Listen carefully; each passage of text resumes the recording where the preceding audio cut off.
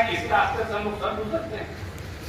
राजेश, यही सामने तुम्हारा घर है, सुबह तो आप इसी रास्ते से जाते होंगे, मुखिया जी भी घूम फिर कर आते होंगे, अभी हमारे सांसद महोदय भी हमारे हो गए,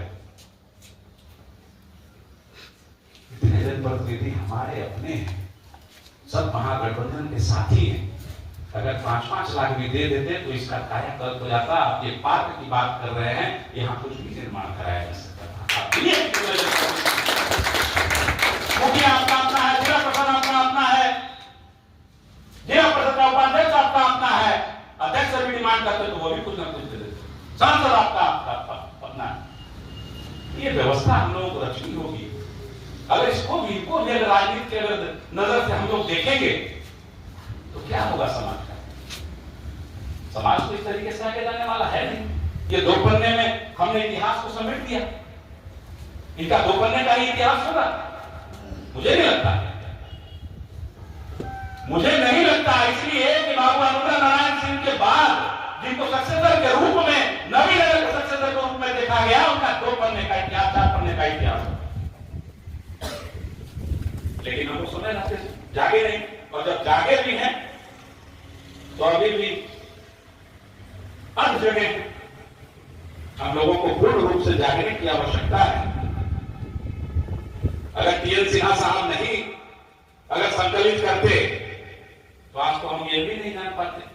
और सही मायने में मैं बता रहा हूं, मुझे भी ये नहीं मालूम था कि हमारे विधायक है स्वतंत्रता सेनानी। इसलिए जान है क्योंकि सैनिक चतरा नाम लेते हैं लोग, उनके नाम से इस गांव का नाम है, तो यह मालूम था कि स्वतंत्रता सेनानी है राम नारायण सैनिक जी। यह भी नहीं मालूम था कि दाऊदनगर के एमएलए भी रहे हैं, यहाँ के उपाध्यक्ष भी रहे हैं।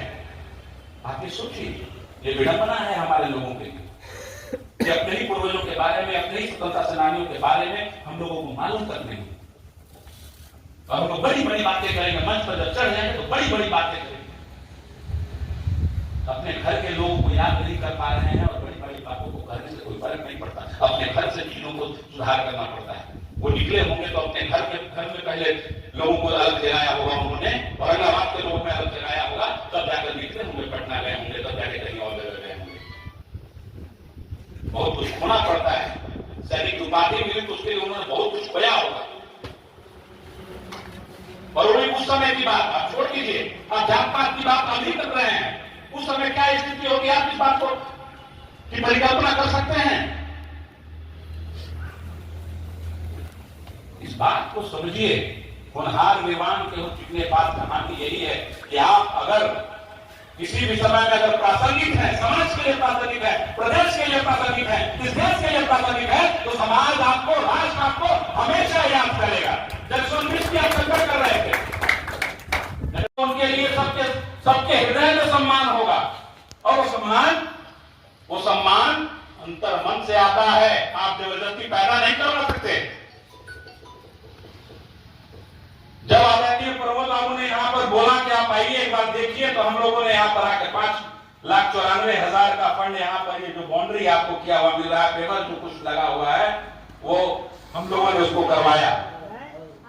किस लिए करवाया? इसलिए करवाया क्योंकि एक स्वतंत्रता सेनानी, इनको तो स्थान मिलना चाहिए था शहर में नहीं, लेकिन उस ओर मैंने किसी भी जनप्रतिनिधि को यह बोलते नहीं सुना कि राम नारायण सैनिक जी की प्रतिमा को भी कहीं स्थापित करो, ऐसे जगह पर स्थापित करो जहां लोगों का आना जाना हो, जहां लोग उनको देखें और देख के उनको जानने का काम करें।